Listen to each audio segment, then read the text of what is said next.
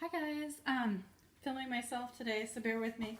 I wanted to give you some cutting tips for in general cutting and specifically cutting out the N95 mask cover pattern. So just a general cutting tip.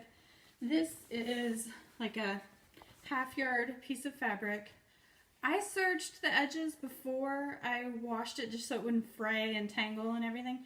You could zigzag stitch or pinking shear or skip that and have tangles, or I saw a trick where you cut the corners off. Anyway, pre-washed fabric. These are the selvages, the little printed part, the part that was on the machine when they wove it. And then I fold it so that the right sides are together, okay? And then I cut that way for a lot of things. However, you want to make sure you're cutting the right direction, especially if you're cutting the 2-inch strips or anything. You want to make sure you get the whole width of the fabric, so selvage to selvage.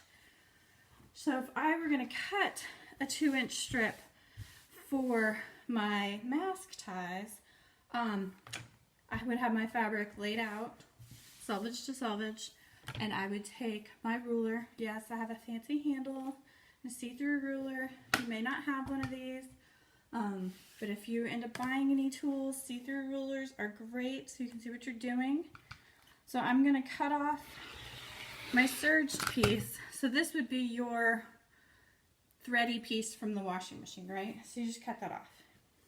And then 2 inches, I'm going to line up my fabric edge with my ruler, cut my strips. Right? So you could go all the way down this piece of fabric, cutting strips. I'm just going to cut 2 so that I have a matching set and I don't end up with something weird later. Okay? So now, if I were cutting out the surgical pleated mask, I would switch to this ruler that I have taped my dimensions on. So, let's do one. So I first cut a strip this width to where this ruler is. Okay? Leave my fabric face to face like I did, rotary cutter. If you only have scissors, it's just going to be more work. It's fine. It's going to take you a little longer, okay? So then, now I have my strip cut the height of the mask, right? So I'm going to cut it again. In this instance, I have the habit of cutting my selvages off, but you could just skip it.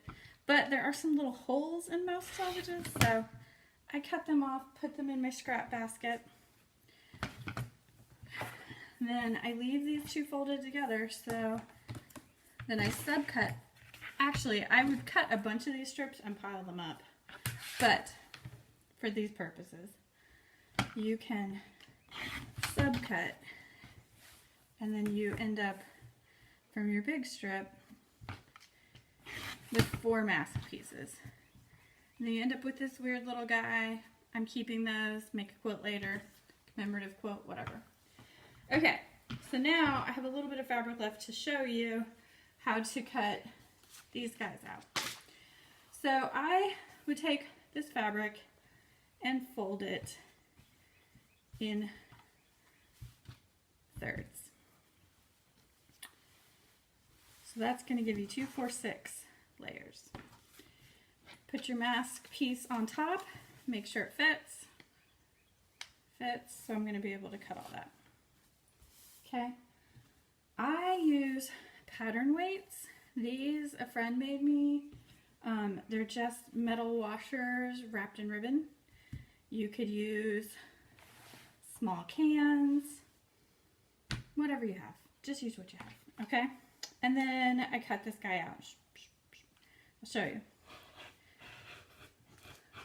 End up with some weird scraps, but again, saving those for a quilt, or really small weird scraps I put in a different bucket to end up stuffing dog beds or pillows or whatever with. So I don't throw anything away unless it is stained or super weird or something.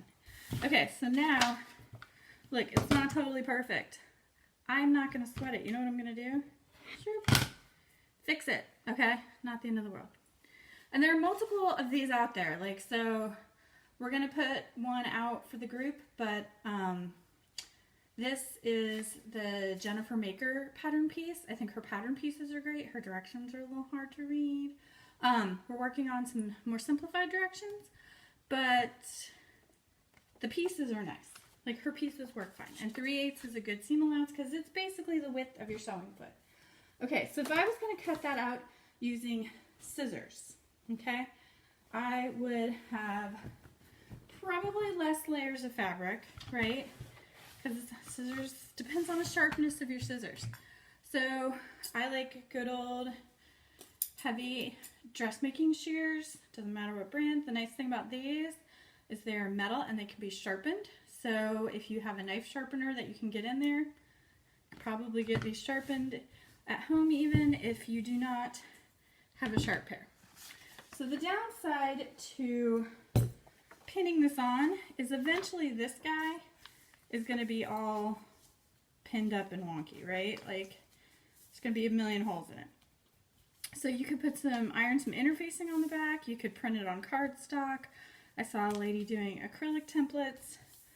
If you were doing acrylic templates and scissors, you would probably have to trace it on. You might want to see if you could find some tailor's chalk or washable marker, like out of your kids' stuff would work. So my one tip about cutting with scissors, you want to cut like as long a stroke as possible. Like if you're going, look at those little tiny mouse snips. That gives you all the chances to be crooked. People tell me all the time, I can't sew a straight line. I'm like, oh no honey, you can't cut a straight line. So, long strokes, okay? So, I'm going to cut even on the curve with the whole scissor as long a stroke as I can get in there, right? And notice I'm leaving it down on the mat as much as I can. The more you pick it up, the more chances for mistakes. Okay?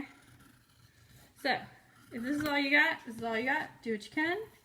If you have a rotary cutter, you can cut a lot more out. Then you have this guy. So now I only did 2. The scissors are sharp enough. I probably could do 4 to 6 layers at a time. You just gotta practice. And those are my cutting tips. If you have any questions, let me know.